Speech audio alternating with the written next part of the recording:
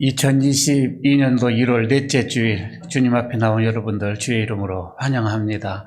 가정에서 예배드리고 있는 웨일교회 성도 여러분들 화면으로 인사드립니다. 평안하셨으리라 믿고 또 오늘은 특별히 그동안 코로나로 인해서 함께 참석하지 못하셨던 우리 신호성 장로님을 비롯해서 또 외국에서 들어오신 우리 정대열 장로님 함께 예배에 이렇게 참석하게 돼서 반갑고 또 기쁘고 좋습니다. 우리 마음을 다하여서 오늘 하나님 앞에 예배를 드리도록 하겠는데, 오늘은 주연절이 지난 다음에 셋째 주일을 맞이하는 주일입니다. 정성을 다하여서 하나님 앞에 예배 드리도록 하겠습니다. 자리에서 일어나셔서 찬송가 5장 부르면서 예배로 나가도록 하겠습니다.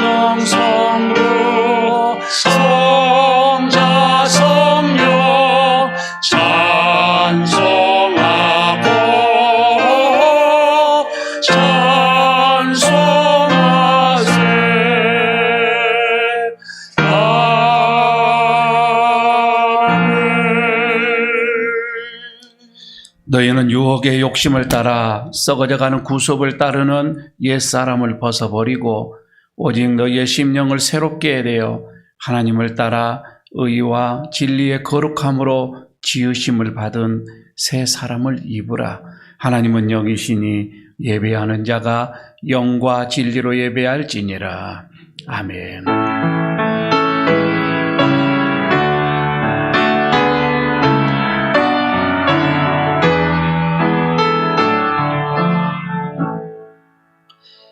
거룩하시고 자비로우신 하나님, 세세 무궁토록 감사와 찬송과 영광을 홀로 받으시옵소서.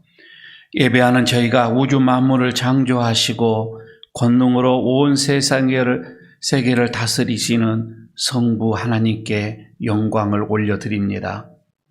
그리고 죄인들을 구원하시기 위하여 육신이 되어 이 땅에 오시고 힘들고 무거운 십자가를 지신 성자 예수님께 경배를 드립니다. 또한 오늘도 우리 안에 내주하시며 고단한 인생길에 용기와 희망을 주시며 예배를 인도하여 주시는 보혜사 성령님께 감사를 드립니다. 영과 진리로 드리는 이 예배를 기쁘게 받아 주옵소서. 예수님 이름으로 기원하옵나이다. 아멘. 한 주일 동안 우리의 삶을 돌이켜보면서 주님 앞에 행여 원치 않는 죄가 있으면 고백하시고 그리고 사함을 받는 시간 되시기를 바라겠습니다. 묵묵히 기도합니다.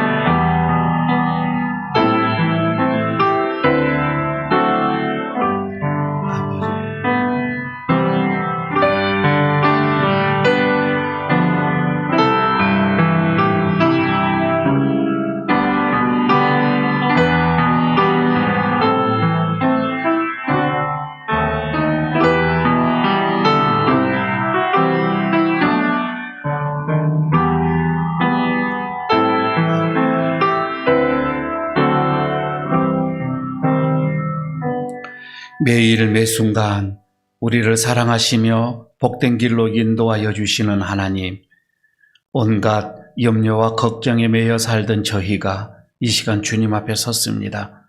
지난 한 주간을 돌아보니 저희는 참 목자가 되시는 주님의 음성에 귀를 기울이지 않았습니다. 푸른 풀밭과 쉴만한 물가로 이끌어 주셨건만 저희는 내 생각과 내 고집을 앞세우며 죄가 넘쳐나는 유임한 길로 다녔습니다. 그리하여 우리의 삶에는 평안이 없었고 참된 만족도 없었습니다. 이 허전함을 달래기 위하여 우리는 또한 세상의 우상에 몸을 맡기며 살기도 하였습니다. 주님, 그릇된 길로 나갔던 저희들의 어리석음과 완악함을 용서해 주옵소서. 이제부터는 목자가 되시는 주님의 음성에 귀를 기울이며 순종하는 삶을 살게 하여 주옵소서. 예수님 이름으로 이 고백의 기도를 드립니다. 아멘. 우리가 아직 죄인 되었을 때에 그리스도께서 우리를 위하여 죽으심으로 하나님께서 우리에 대한 자기의 사랑을 확증하셨느니라. 아멘. 사도신경으로 우리의 신앙을 고백합니다. 나는 전능하신 아버지 하나님, 천지의 창조주를 믿습니다. 나는 그의 유일하신 아들 우리 주 예수 그리스도를 믿습니다. 그는 성령으로 잉태되어 동정녀 마리아에게서 나시고 본디오 빌라도에게 고난을 받아 십자가에 못 박혀 죽으시고 장사된 지 사흘 만에 죽은 자 가운데서 다시 살아나셨으며 하늘에 오르시어 전능하신 아버지 하나님 우편에 앉아 계시다가 거기로부터 살아있는 자와 죽은 자를 심판하러 오십니다. 나는 성령을 믿으며 거룩한 공교회와 성도의 교제와 죄를 용서받는 것과 몸의 부활과 영생을 믿습니다. 아멘. 자리에 앉아주시기 바랍니다. 찬송가 320장 부르겠습니다.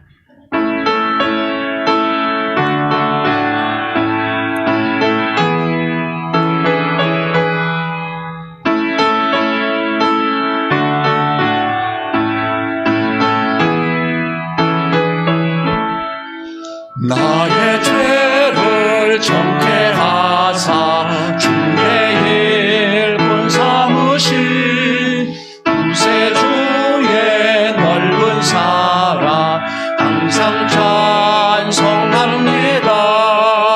나를 일꾼 삼으신 주 크신 능력 주시고 언제든지 주 뜻대로 사용하여 주소서.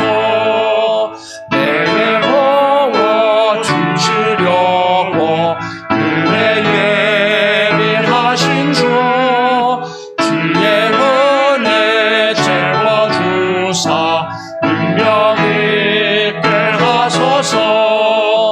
나를 일꾼 삼으신 주 크신 능력 주시고 언제든지 주 뜻대로 사용하여 주소서. 죄의 짐을 풀어주신 주의 능력 그거다. 나를 배로 사신 예수 내 맘속에 오소서. 나를 일꾼 삼으신 주 크신 능력 주시고 언제든지 주 뜻대로 사용하여 주소서. 주여 내게 성령으로 충만하게 채우사 생명수가 강물처럼 흐르게 하옵소서. 나를 일꾼 삼으신 주 크신 능력 주시고 언제든지 주 뜻대로 사용하여 주소서. 아멘.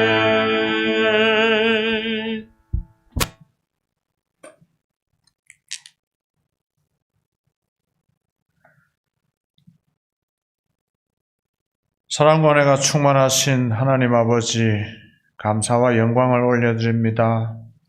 지난주도 하나님의 섭리로 온전케 지켜주시고 이렇게 한 주의 첫날을 주일로 지키게 하시고 하나님 전으로 부르셔서 예배로 영광과 경배 드리게 하시니 감사를 드립니다. 하나님 아버지, 코로나가 이 땅에 퍼지기 시작한 지 2년이 지났습니다. 지난 2년 동안 우리의 일상이 무너지고 우리의 삶도 힘들어졌습니다만 그래도 주님께서 눈같이 지켜주셔서 감사를 드립니다. 코로나와의 싸움이 얼마나 오래 걸릴지 언제 끝날지 알 수는 없지만 우리를 굳건히 지켜주실 하나님 믿으면서 담대하게 맞서게 하옵소서. 또한 벼랑 끝에 내몰린 자영업자들과 도시 빈민, 노동자, 농민들을 주님께서 헤아려 주시고 지켜주셔서 조금 더 버틸 수 있게 힘주시고 절망 가운데서도 희망을 볼 수 있게 역사하여 주옵소서. 하나님 아버지, 이 나라를 위하여 기도합니다.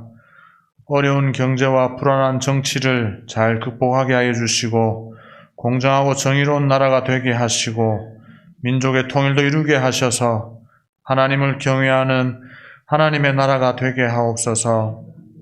우리 예일교회를 사랑하셔서 이곳에 세우셨으니 하나님의 영광을 드러내는 교회가 되게 하옵소서.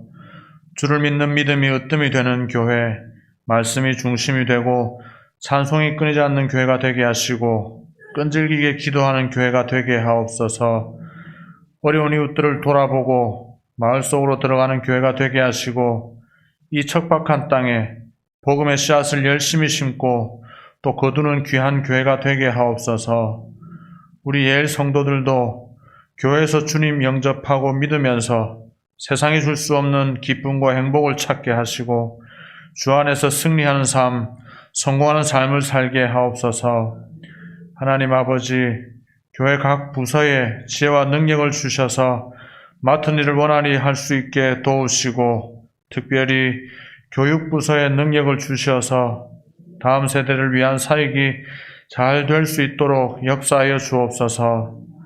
이제 말씀을 듣고자 합니다. 선포되는 말씀을 잘 듣고 성령님께서 함께 하셔서 말씀 속에서 하나님의 은혜와 사랑을 깨닫게 하시고 구원의 확신을 가지는 시간이 되게 하옵소서. 전하시는 목사님께도 성령님 함께 하셔서 영육 간의 강건함을 붙들어 주시고 주님께서 유용하게 쓰시는 주님의 귀한 도구가 되게 하옵소서. 하나님 아버지, 이 예배를 끝까지 주관하여 주시고 주님 홀로 영광 받아 주옵소서. 감사를 드립니다. 예수님 이름으로 기도드립니다. 아멘.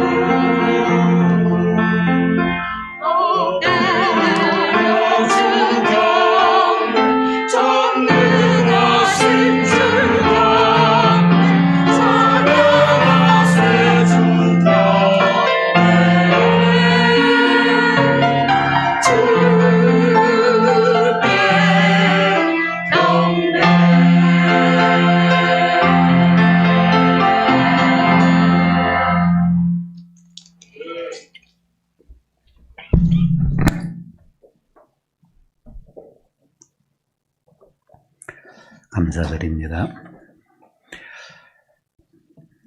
오늘 하나님께서 우리에게 주시는 말씀 봉독합니다. 사도행전 8장 26절에서 39절까지의 말씀입니다.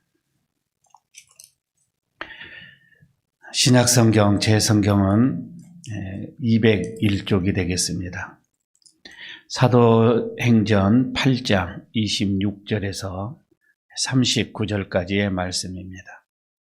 제가 봉독하겠습니다. 주의 사자가 빌립에게 말하여 이르되 일어나서 남쪽으로 향하여 예루살렘에서 가사로 내려가는 길까지 가라 하니 그 길은 광야라. 일어나 가서 보니 에티오피아 사람 곧 에티오피아 여왕 간다게의 모든 국고를 맡은 관리인 네시가 예배하려 예루살렘에 왔다가 돌아가는데 수레를 타고 선지자 이사야의 글을 읽더라. 성령이 빌립더러 이르시되 이 수레로 가까이 나아가라 하시거늘 빌립이 달려가서 선지자 이사야의 글 읽는 것을 듣고 말하되 읽는 것을 깨닫느냐 대답하되 지도해 주는 사람이 없으니 어찌 깨달을 수 있느냐 하고 빌립을 청하여 수레에 올라 같이 앉으라 하니라. 읽는 성경 구절은 이것이니 일러스되 그가 도살장에게로 가는 양과 같이 끌려갔고 털 깎는 자 앞에 있는 어린 양이 조용함과 같이 그의 입을 열지 아니하였도다. 그가 굴욕을 당하였을 때 공정한 재판도 받지 못하였으니 누가 그의 세대를 말하리요. 그의 생명이 땅에서 빼앗김이로다 하였거늘 그 네시가 빌립에게 말하되 청컨대 내가 묻노니 선지자가 이 말한 것이 누구를 가리킴이냐 자기를 가리킴이냐 타인을 가리킴이냐 빌립이 입을 열어 이 글에서 시작하여 예수를 가르쳐 복음을 전하니 길 가다가 물 있는 곳에 이르러 그 네시가 말하되 보라 물이 있으니 내가 세례를 받음에 무슨 거리낌이 있느냐. 이에 대명하여 수레를 멈추고 빌립과 네시가 둘 다 물에 내려가 빌립이 세례를 베풀고 둘이 물에서 올라올세 주의 영이 빌립을 이끌어 간지라. 네시는 기쁘게 길을 가므로 그를 다시 보지 못하니라. 아멘. 우리 옆에 있는 분들과 인사 한번 나누고 말씀 드리도록 하겠습니다. 한 주일 동안 평안하셨는지요? 인사하시기 바랍니다. 그리고 말씀의 은혜 받으십시다. 인사 한번 하시기 바랍니다.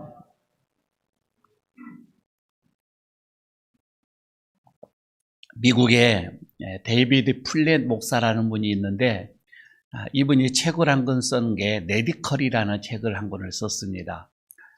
물론 그 레디컬이라고 하는 것을 우리나라로 번역을 하면 확실한, 안 그러면 좀 과격한 이런 뜻을 가지고 있는 단어이기도 합니다. 근데 그 책 안에서 이런 얘기를 하고 있습니다. 우리가 모든 것을 걸고 내가 내 인생에서 모든 것을 걸고 예수님을 좀 확실하게 레디컬로 이렇게 과격하게 확실하게 우리가 예수를 믿게 되어지면 그래서 내 안에 예수가 살아나며 다시금 예수가 내 안에서 꿈틀거리게 되어지면 우리는 엄청난 일을 하게 될 것이다 라고 하는 그런 내용의 글이 이렇게 쓰여져 있습니다. 그러면서 제일 마지막 장에서 가서는 우리에게 제안을 하나 하는 게 메디컬 시험을 제안을 하나 하는 거예요.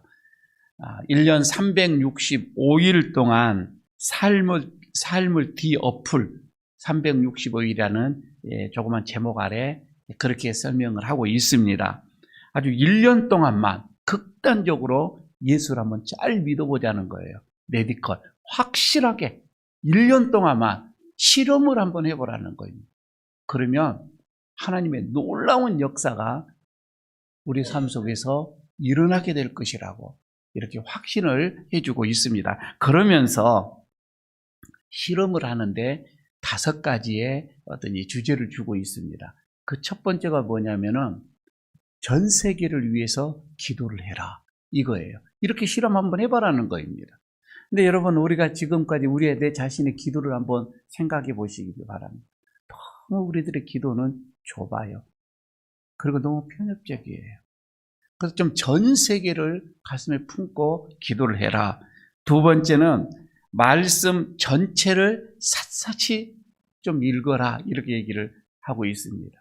그럼 우리는 좋아하는 책, 좀 잠오고 무슨 뜻인지도 모르고 라는 거 좀 어려운 성경, 제가 저쪽 뒤로 가고 좀 우리가 편히 읽을 수 있는 구절, 이런 것만 우리는 성경을 또 종종 읽기도 하지요. 하지만 여러분, 우리는 성경을 오늘 여기서 말하는 것 좀 샅샅이 하나하나 묵상하면서 읽어봐라, 이 말입니다. 그리고 세 번째의 실험은 의미 있는 곳에 쓰기 위하여서 내 재정을 희생해라, 이렇게 얘기를 합니다.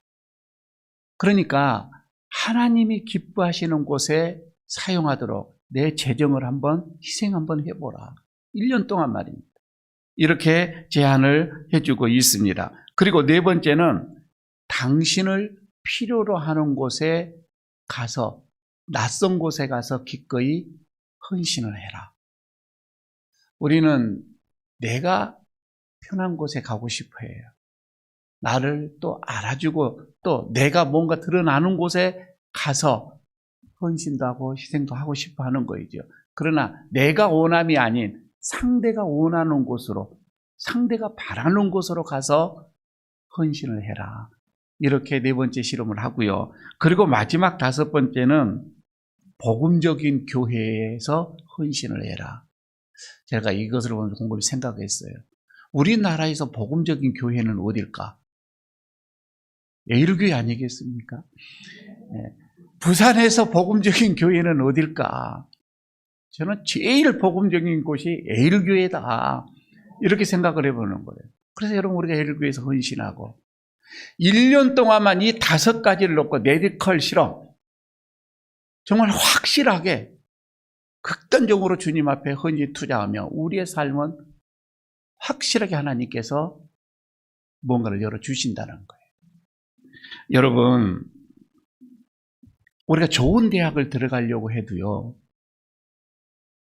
학생들이 고3 때 미치게 공부합니다. 1년 동안, 아니 3년 동안 하는 게 좋죠. 하지만 최소한은 1년은 미치게 공부를 하는 것을 우리가 잘 알고 있습니다. 내 인생을 전체를 바꾸어버릴, 내 가치관을 바꾸어버릴, 그래서 남은 인생을 정말 복 속에, 축복 속에 살아가는, 여러분, 내 인생을 이것을 바꾸려면 1년간만 헌신하고 투자를 해보라, 이 말입니다. 이 메디컬 시험을 해보라는 거예요. 2021년도 벽도 1년이 첫 달입니다. 올해는 우리 에일교회 모든 성도들이 이 메디컬 실험 1년 동안 확실하게 예수를 한번 믿어보자. 확실하게 자원에서 누구의 어떤 강요가 아닌, 그래, 내 인생 1년을 한번 투자해보자. 그래서 남은 내 생애를 하나님의 은혜 속에서, 하나님의 복 속에서 내가 살아갈 거다. 2022년도 여러분 메디컬 시험에 모두 동참하는 여러분들 되시기를 바라겠습니다. 자, 여러분요, 그런데 우리가 이렇게 확실한 예수를 믿기 위해서는 우리에게 꼭 필요한 것이 하나가 있는데, 이 순종이라고 하는 거예요. 그래서 오늘 예수님께서는 우리에게 말씀을 합니다. 빌립이라고 하는 이 제자를 통해서 그가 어떻게 순종을 했는지, 그래서 어떠한 일들이 일어났는 것인지 오늘 본문 속에서 말씀을 합니다. 오늘 본문 속에서 우리가 하나님의 음성을 들으면서 다시금 순종하는 그런 마음으로 바꿔지는 시간 되시기를 바라겠습니다. 첫 번째는요, 여러분, 이 복음은요, 정말 핍박 속에서 피어난다고 하는 것을 먼저 보게 되어집니다. 복음은 그냥 편안했을 때 이렇게 확장되어져 가고 어떤 이렇게 부흥되어져 가는 것이 아니라 극도로 핍박이 있을 때, 어려울 때 이 복음은 더 피어나더라고 하는 것이지요. 26절에서 그렇게 나오죠. 주의 사자가 빌립에게 말하여 이르되 일어나서 남쪽으로 향하여 예루살렘으로서 가사로 내려가는 길까지 가라니 그 길은 광야니라, 이렇게 얘기를 합니다. 자, 먼저 여러분 이렇게 한번 생각해 보십시다. 예수님께서 부활을 하시고 50일 있다가 승천을 하셨어요. 승천을 하시면서 제자들에게 하는 말, 성령이 임할 때까지 이 다락방 떠나지 말라고 얘기를 하죠. 그들이 50일 동안 정말 모여서 기도합니다. 그때 성령이 강림합니다. 여러분, 그때부터요, 교회는 폭발적으로 부흥이 일어나게 되어집니다. 그런데 부흥만 일어나는 것이 아니라 엄청난 핍박도 함께 있었던 것을 우리는 잘 알고 있지요. 스데반이라고 하는 일곱 집사 중에 하나였습니다. 스데반이 신성 모독죄라고 하는 이 죄몽으로 인하여서 처형을 당하게 됩니다. 그러므로 인해서 교회는 대혼란에 빠지게 되어지죠. 아니, 이렇게 교회가 부흥하고 이렇게 좋은 역사들이 일어나는데 어찌 이렇게 잘 믿던 사람이 목이 날리는, 처형을 당하는 이런 일이 일어날 수가 있는가. 그러면서 그때에 교회에 있는 모든 성도들이 무서워서 다 흩어져 버립니다. 예루살렘에서, 예루살렘 교회에서 이제 유대, 사마리아 막 곳곳에 지방으로 흩어져 가는 그런 일들이 일어납니다. 그런데 스데반과 더불어서 7 집사 중에 하나였던 이 빌립, 오늘 본문 속에서 나오는 이 빌립이라는 이 제자는 사마리아로 도망을 가게 됩니다. 사실 여러분, 사마리아는 예루살렘, 이 유대 쪽하고는 아주 극이에요.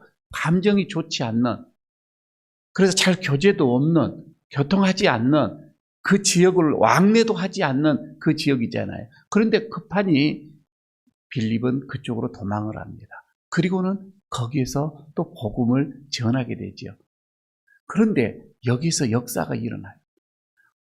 복음을 전하는데 많은 사마리아 사람들이 예수를 믿게 되어지고 세례를 받게 되어지고, 그래서 거기에 사마리아에서도 교회가 생겨나게 됩니다.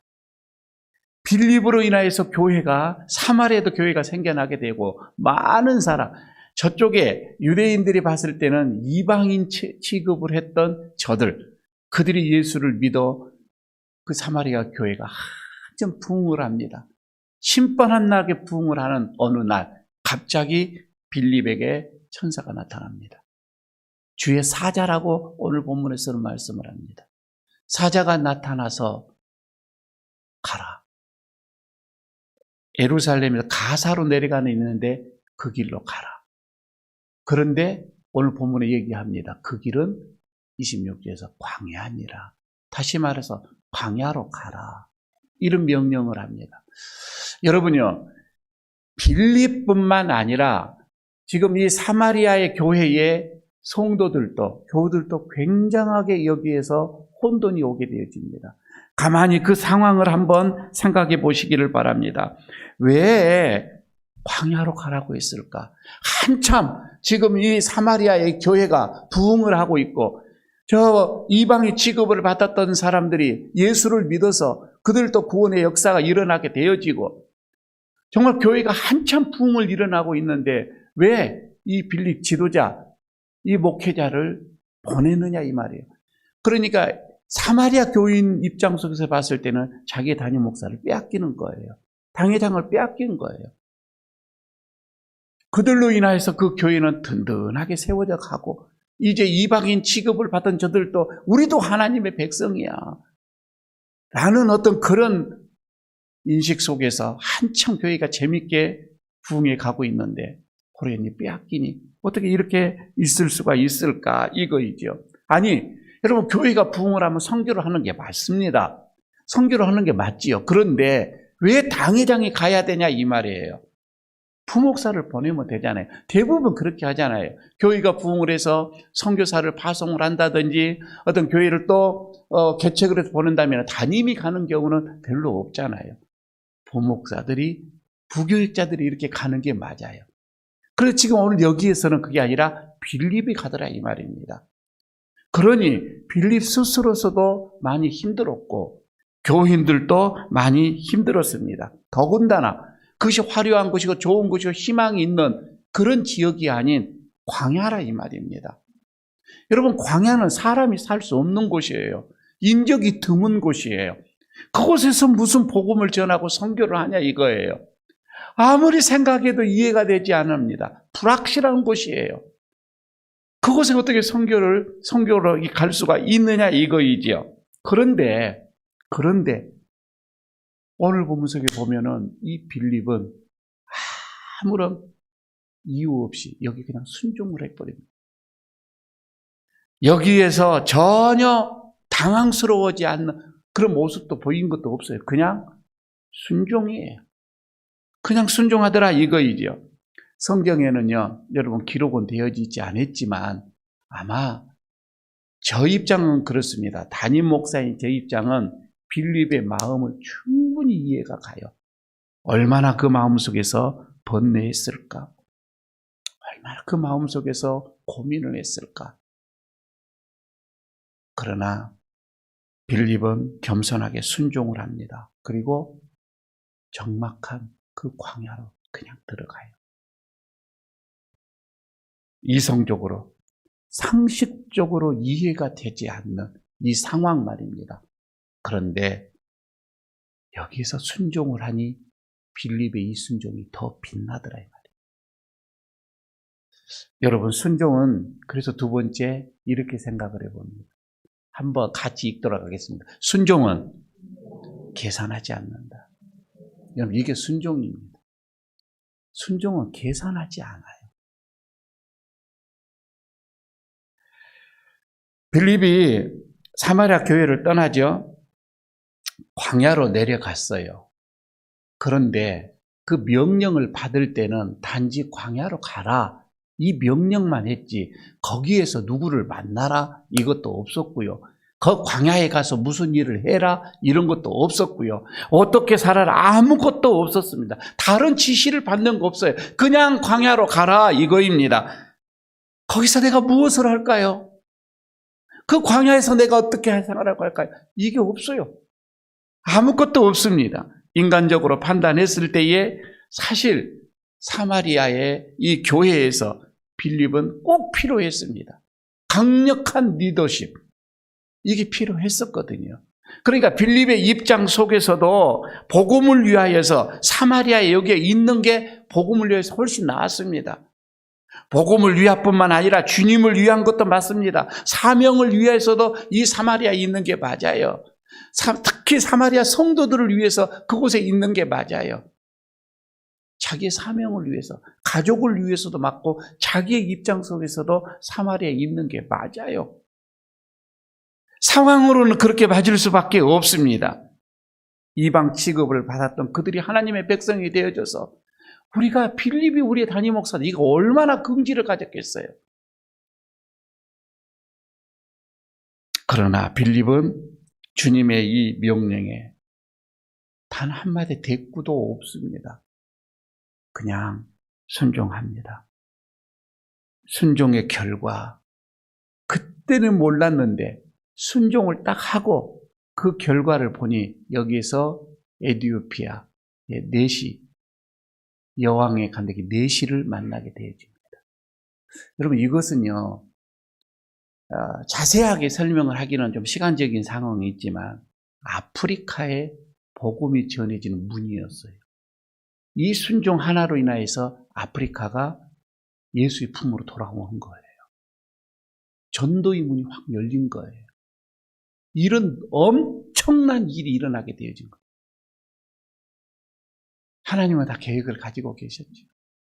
하나님은 우리가 생각하지도 못하는 놀라운 계획을 가지고 순종만 해라 이거였던 거예요. 그러나 우리는 이해타산으로 가버리는 겁니다. 여러분, 이해타산해가지고 이익이 될 만하고 이건 순종이 아니죠. 누구든지 다 할 수가 있지요. 순종은 계산하지 않는 것. 이게 진짜 순종이라고 하는 것입니다.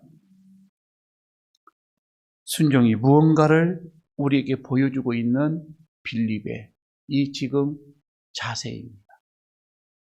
간혹 여러분 우리에게도 그렇습니다. 원하지 않는 좀 불편한 그런 순종을 원할 때가 있습니다. 그러나 오늘 여기에서 이 빌립의 이 순종을 보게 되면 창세기에서 아브라함이 자기의 이 고향을 떠나는 그 하나님의 명령에서 떠나는 그 순종과 거의 비슷한 거예요. 내가 너에게 지시할 땅으로 가라. 그 땅이 어딘데요? 그때는 그거 없었다 이 말이에요. 그러나 그냥 순종하고 자기의 고향을 떠나는 거예요. 가족을 떠나는 거예요. 그것도 나이가 75세가 되어서 말이에요. 쉽지가 않는 것이었지요. 여러분, 순종이 말이에요. 편하다고 한다면은 누구든지 다 할 수가 있어요. 그러나 때로는 순종은 불편합니다. 불편함이에요. 여러분, 우리에게 하나님은 이렇게 때로는 불편한 요구를 하실 때가 있습니다.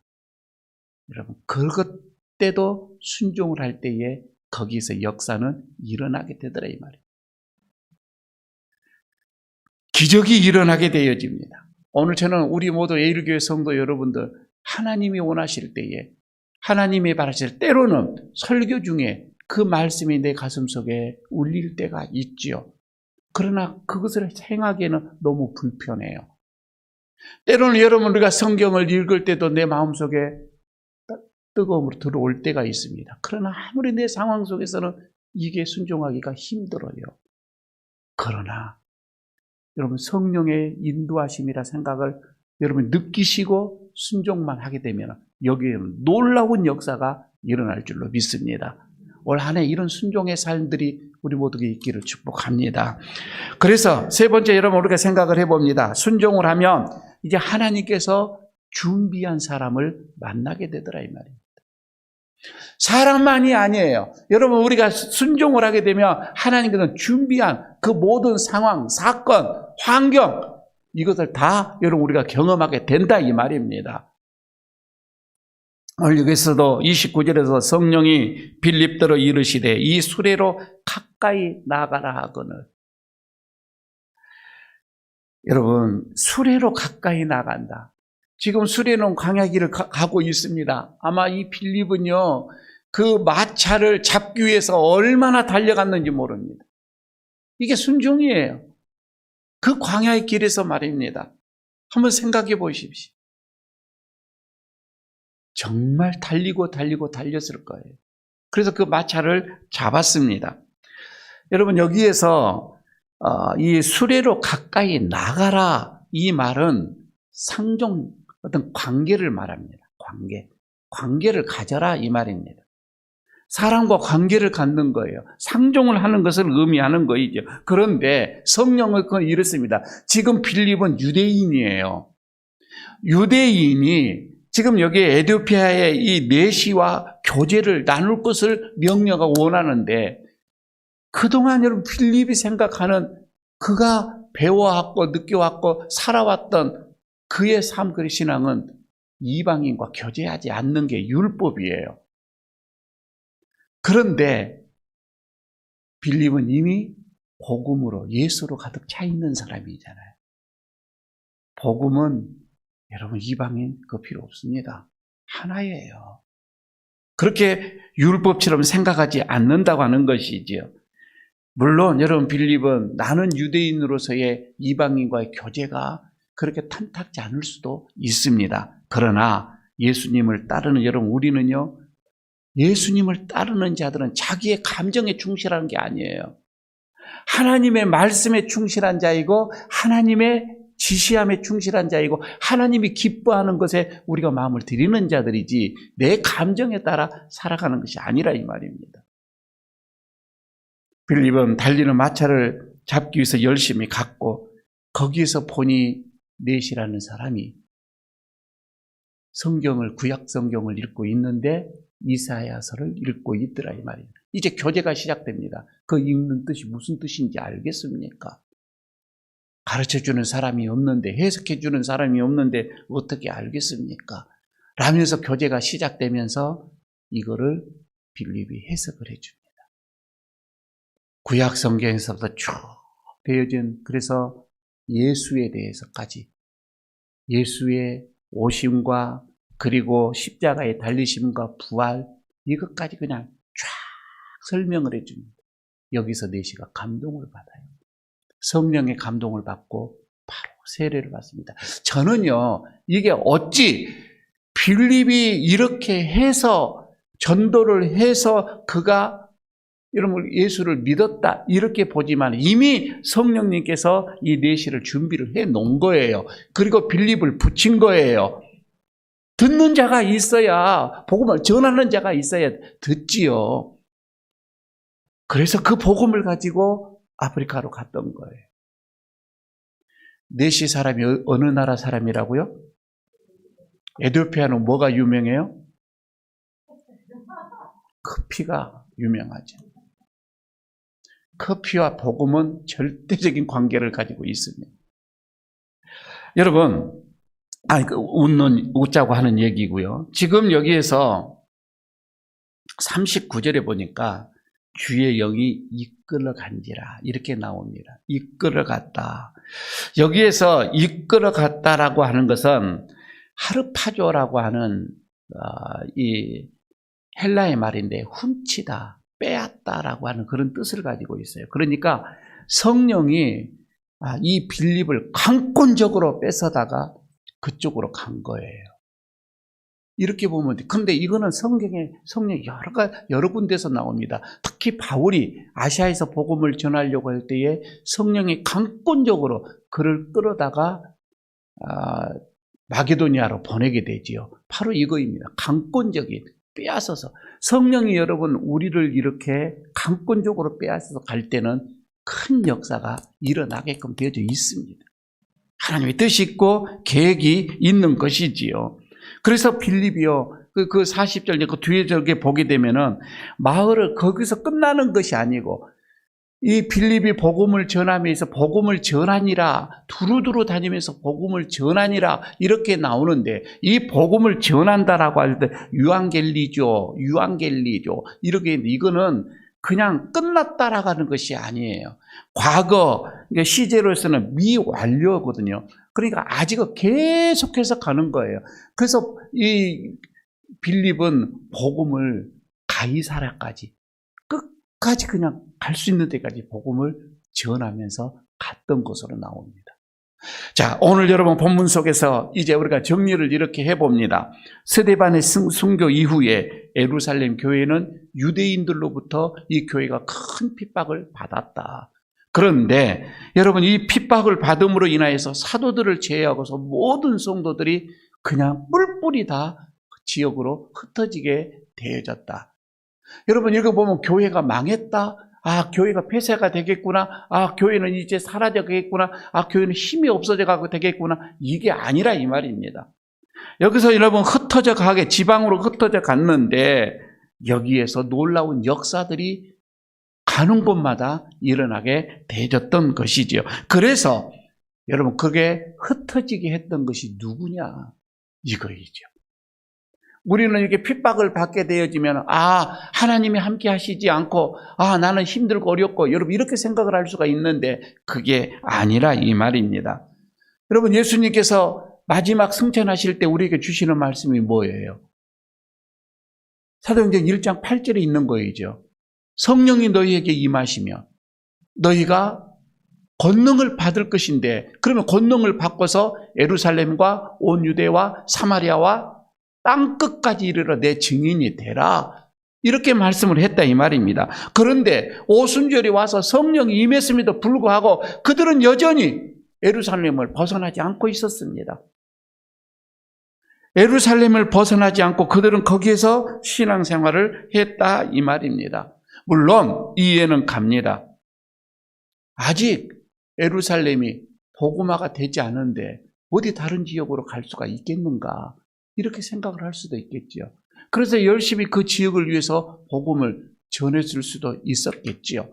여러분 이렇게 생각을 할 수도 있습니다. 그런데 어느 순간인가 스데반이 순교를 당함으로 인해서 그 뒤에 훅 다 흩어져 나가더라 이 말입니다. 여러분 결과적으로 보게 되면 이 핍박은 복음 전파의 촉매가 되었던 거예요. 핍박이 복음을 전하도록 나가더라 이 말입니다. 하나님은 우리 성도들을요 고난을 통해서 핍박을 통해서 어려움을 통해서 하나님은 분명하게 위대한 일을 해 나가시더라고 하는 것입니다. 여러분 우리가 한번 생각을 해 보십시다. 그때 유대인들, 그때 우리 초대교회의 이 성도들이 여기 예루살렘에서 다 복음이 되어지면 그 다음에 유다의 지역을 다 복음을 하고 그 다음에 또 사마리아에 가서 다 복음을 전하고 그리고 땅끝까지 가자. 이렇게 신앙생활을 했더라면 2000년이 지난 오늘날 여러분 우리 예수 못 믿고 있어요. 아직 우리 예수 못 믿을 거예요. 여기까지 오지도 아직 안 했을 거라 이 말입니다. 그죠? 어떻게 오겠어요? 왜? 지금도 예루살렘은 예수 믿는 자가 1%, 2%밖에 안 돼요. 지금도 2000년이 지났는데도 거기는 아직 복음화가 안 됐다 이 말입니다. 그러니까 그때 당시에 그들이 이곳에 먼저 다 한 다음에 복음을 전하자 했다면 여기까지 못 왔어요. 복음이 올 수도 없지요. 그러나 하나님은 그것이 아니었던 것입니다. 여러분 여기에서 우리는 하나님의 음성을 하나를 듣습니다. 여러분이 선후 복음을 전함에 있어서 먼저 전할 것, 나중에 전할 곳이 없어요. 그냥 다 전해야 됩니다. 어떤 분들은 여기서 얘기합니다. 내 가족도 복음을 전하지 못했는데 아직 내 가족도 예수를 못 믿는데 내가 복음 이 전도지를 들고 어디 지역을 나가고 모라동을 전도를 하고 부산시를 전도를 하고 어떻게 전도를 합니까? 이렇게 생각하신 분도 있어요. 평생 전도 못할 거. 한 명도 못할 거예요. 그러나 여러분 가족과 동시에 더불어 우리 이 지역도 봐야 됩니다. 더불어서 세계도 가야 됩니다. 선호가 없어요, 복음이. 어떤 분들은 또 얘기를 합니다. 교회가 이렇게 재정이 힘들고 어려운데 이거 교회가 재정이 좀 안전한 다음에 그 다음에 선교사를 파송을 합시다. 아니요. 그러면 한 명 평생에 파송 못합니다. 없으면 없는 대로 하는 거예요. 많고 적음의 문제가 아니에요. 우리는 해야 하는 거입니다. 그래서 여러분 우리가 국내, 국외, 어떤 해외 선교 이거 구분하지 말고 할 수 있는 데까지 다 하는 거예요. 우리의 가정, 우리의 지역 순서에 따라서 이게 아니라고 하는 것을 오늘 여기에서 보게 되어집니다. 하나님은 초대교회에 이런 자발적인 전도를 기대하지 않았습니다. 그리고 하나님께서는 이 핍박이라고 하는 이 방법을 동원을 해서 땅끝까지 복음을 전하게끔 하셨던 것. 여러분 우리가 오늘 이것을 생각하면서 여러분들 복음 전파는 하나님의 지상 명령입니다. 우리 꼭 올 한 해 동안에 이것을 마음속에 품고 그리고 그 복음 전파 이것을 여러분 우리가 순종을 할 때에 우리가 순종만 하게 되어지면 여기에서는 역사가 일어날 줄로 믿습니다. 불편하더라도 순종을 하십시오. 여기에 준비된 사람 만나게 되어집니다. 복음 전할 사람 만나게 되어지고 구원 얻을 사람 만나게 되어지고 내 인생에서 꼭 필요한 사람 만나게 될 줄로 믿습니다. 순종입니다. 선교의 사명을 다하여서 여러분의 가정 올 한 해 동안 놀라운 주님의 어떤 은혜와 복이 임하기를 축복합니다. 하나님 아버지, 오늘 광야에서의 만나는 기적을 봅니다. 이것은 순종으로 인하여서 이런 기적을 만났사오니 하나님 올 한 해 동안 우리의 모든 삶 속에서 주님 앞에 순종함으로 이런 광야와 같은 이 세상에서 기적을 보게 하여 주시옵소서. 우리의 가정이 주의 기적을 보기를 원합니다. 우리의 일교회가 주의 기적을 보기를 원합니다. 그리고 이 지역을 넘어 부산 시내를 넘어 세계 방방곡곡에 예일의 이름 예수님의 이름으로 역사를 보게 하여 주시옵소서. 오늘도 함께 하신 주님께 순종으로 보답하기를 원하오고 우리 주 예수 그리스도의 이름으로 기도드리옵나이다. 아멘. 316장 찬송하면서 봉헌하도록 하겠습니다.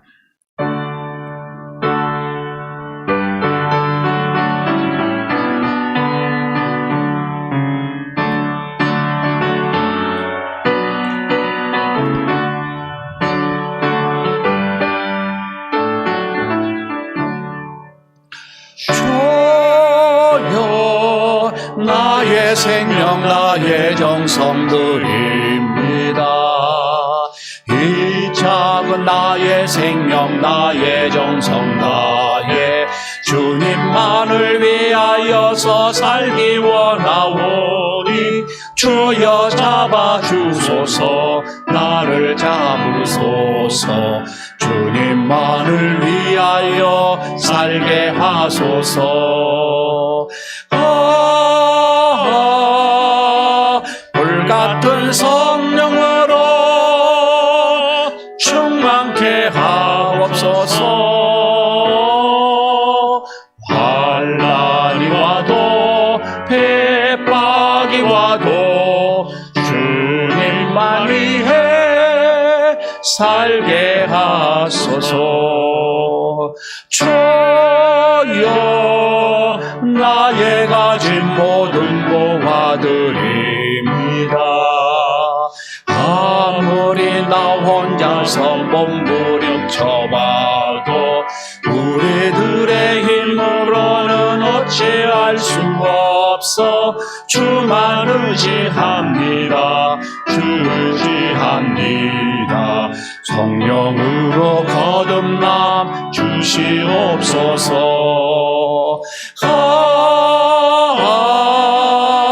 불같은 성령으로 충만케 하옵소서. 괴로움이 와도 슬픔이 와도 주님만 위해 살게 하소서. 주여 이 몸 바쳐 주의 일을 하렵니다. 아무리 어려워도 괴로움 당해도 주와 함께 승리하며 살게 하옵소서. 주님 사랑 크시니 주를 따라가며 주님으로 만족해 하여 주소서. 불같은 성령으로 충만케 하옵소서. 고통이 와도 죽음이 와도 주님만 위해 살게 하소서. 아버지 하나님, 오늘 주의 사랑하는 성도들이 또 기쁜 마음으로 주의 전에 오르며 주님 앞에 예배를 드리며 그리고 준비한 예물을 순서에 따라 주님 앞에 올려드립니다. 드리오는 자들의 그 손길을 기억하시고 그 정성을 받아주시기를 원합니다. 마음을 다하여 드려지는 주정헌금의 그 손길들을 기억하여 주시고 그리고 열심히 수고의 땀을 흘려 노동을 하여 주님 앞에 또 10의 1조를 구분하여 올려드리는 저들의 믿음을 기억하여 주시기를 원합니다. 또한 일주일 동안 모든 범사가 주님의 은혜요 주님께서 계획하심이요 주님의 복임을 깨달아 또 감사의 예물로 주님 앞에 올려드리는 저들의 이 고백의 예물을 기쁘게 받아 주시옵소서. 또한 지역을 위하여서 오병이의 이 손을 내민 저들의 손길들 기억하시고 또한 선교를 위하여서 예물을 올려드리는 선교의 예물들 그리고 교회를 사랑하는 마음으로 드려지는 건축의 예물들 기도의 제목이 있어서 일천 예물로 드려지는 저들의 손길들 일일이 다 기억하여 주시기를 원합니다. 하나님 몸으로 드려지는 예물도 같이 받아 주시옵소서. 예배당을 정결하게 청소하는 수고를 수고하는 저들의 헌신을 기억하시고 강대상을 아름답게 수놓고 그리고 예배를 위하여서 반주로 찬양으로 영상으로 또한 헌물을 다루는 회개부들이 그리고 안내로 차량 봉사로 참으로 일일이 모든 하나님께 다 드리어지는 예물이오니 하나님 받으시고 이 시간 하늘의 문을 여시고 한량없는 은혜를 부어주시고 그리고 건강의 복도 부어주시고 그리고 자녀들의 학교의 복을 하나님께서 시온의 대로로 열어주시기를 원합니다. 기업들을 하나님께서 올 한 해도 든든하게 붙잡아 주시옵소서. 주님 앞에 드림이 늘 기쁨이요 즐거움이 되게 하여 주시고 모든 범사의 상황을 주님께서 책임지시고 인도하여 주시옵소서. 우리 주 예수 그리스도의 이름으로 축복하고 기도드리옵나이다. 아멘. 자리에 일어서 주시기 바랍니다. 위탁의 말씀 드리도록 하겠습니다. 성령의 감동으로 이끌림을 받을 때에 기꺼이 순종하는 성도들이 되시기를 축복합니다. 광야 같은 곳이라도 계산하지 않고 순종으로 주님을 따르겠습니다. 아멘. 171장 1절 부르고 마치도록 합니다.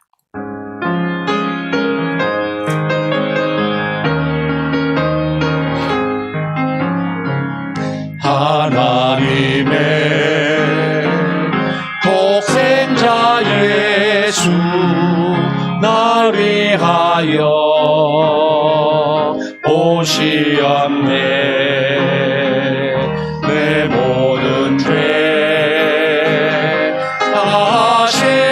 사시려고 십자가 지셨으나 다시 사셨네. 살아계신 주 나의 참된 소망 두려움이 사라지네.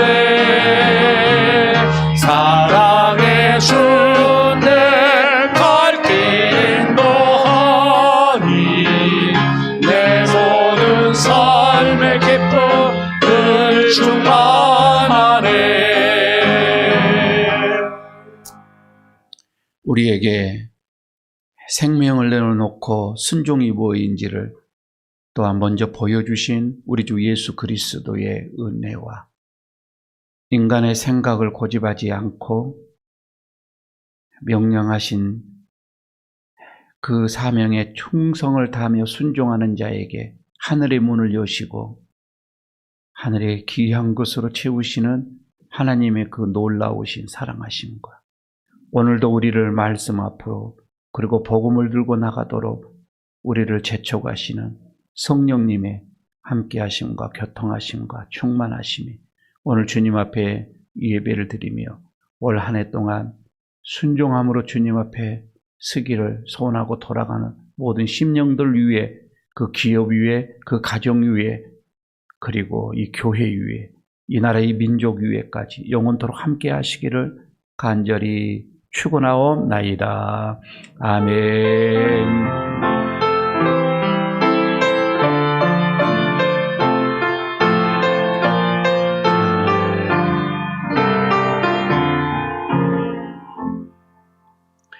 자리에 앉아주시기 바랍니다. 교회 소식 몇 가지 전하고 배하도록 하겠습니다. 우리 옆에 있는 분들과 인사 한번, 교제 인사 한번 나누도록 하십시다. 이렇게 인사 한번 하십시다. 순종을 다합시다. 인사 한번 하시기 바랍니다. 그런데 말이에요. 좀 불편하지만 불편의 순종을 한번 해볼까요? 이렇게 인사 한번 다시 해봅시다.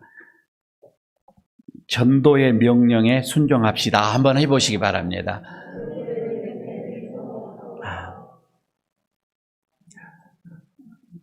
지금 여러분 우리가 이 전도지 들고 밖으로 나가지 못하는 그런 상황이죠. 그런데 때로는 아직도 용감하게 벌써 나오신 그 교회들도 있습니다. 전도지를 제가 받아본 적도 있는데 야, 참 대단하다. 그래, 저런 마음으로 그냥 해야 돼. 그렇게 또 좋은 방면이 있고 또 한편으로는 조금만 더 기다려보지 라는 것도 있고 하여튼 여러분 올 한 해 동안 어떤 상황으로든지 간에 우리는 주의 말씀을 전해야 됩니다. 복음 전하시고 많은 결실들 있어지기를 바라겠습니다.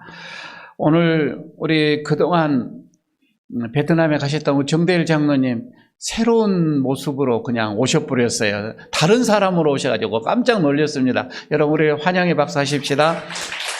코로나 때문에 오지도 가지도 못하시고 베트남 공장에서 그냥 공장에서 살았대요. 나오지도 못하시고 그래서 겨우 이렇게 지금 건강하게 잘 나오셨습니다. 자가격리 끝나시고 검사하셔서 이렇게 음성으로 잘 나왔고 오늘 함께 기쁨 예배 드려서 감사합니다. 우리 이제 지금 병원에서 아직도 못 나오시는 우리 서종수 장로님만 올해 힘을 얻으셔서 은혜 중에 퇴원을 하셔서 같이 예배 드린 날이 속히 오기를 바라겠습니다. 우리 함께 그렇게 기도하도록 하겠습니다. 예배가 끝난 다음에 당회가 목양실에서 있습니다. 2월 달에 있을 일들을 좀 생각을 좀 해보도록 하겠습니다. 여러분, 올해 성경 읽기 일독 이상씩 하기로 지금 우리가 마음을 한번 잡아봤는데, 우리 교회에서 한 100독만 했으면 좋겠어요. 전체 모아가지고. 100독. 그러면 2독까지는 안 해도, 그래도 2독 한 사람들이 많이 있어야 되겠죠. 1.5독만 해도 아마 100독은 되지 않을까 싶기도 합니다. 하여튼 여러분, 1독 하신 분들 제일 먼저 보고를 좀 해주시기를 바라겠습니다. 그리고 매주마다 우리 셀별로 성경 읽기 다 이렇게 종합적으로 모아서 주보에 올리니까 힘써 여러분들 도전해 보시기를 바라겠습니다. 피택자 교육도 당회를 마친 다음에 계속 있겠습니다. 그리고 지난주에 우리 셀 리더들 잠깐 모였었는데, 올해부터는 세 개의 셀이 모여서 거기 안에 이제 목장이 장로님들에게 계십니다. 그래서 목장 모임 안에 밑에 셀이 3개가 있는데, 그 목장 모임을 다음 주에 5째 주에 모이는 걸로 했었는데, 오늘 우리 이제 그 당회를 해보겠지만은 다음 주부터 연휴가 들어가게 되어지면 또 모여지는 설 연휴 때문에 아마 또 고향으로 또 출타하신 분들도 많이 있을 것 같고 급해질 것 같아서 한 주를 더 연기해서 2월 첫 주에 목장 모임을 이렇게 갖도록 잠정적으로 이렇게 지금 광고를 오늘 제가 드립니다. 참고해 주시기를 바라겠습니다. 기부금 영수증 필요하신 분들 계속 신청해 들어오는데 받으시고 혹시 꼼꼼히 여러분께 살펴보시기를 바랍니다. 이름이나 또 생년월일가 이렇게 다를 수도 있으니까. 그래서 그냥 또 제출하셨다가 또 늦게 분리하지 마시고 한번 받으시고 꼼꼼히 살펴보시기를 바랍니다. 저희가 이렇게 발급하면서 간혹 착오가 또 있을 수도 있으니까 여러분들에게 협조하시기를 바라겠고요. 교회 이 회계 세미나 자꾸 요즘에 이제 교회도 이게 지금 정부에다가 이제 이 보고를 다 해야 되나, 옛날 같지가 않고 교회도 종합부동산이고 뭐이고 이런 세금 이 보고를 다 해야 됩니다.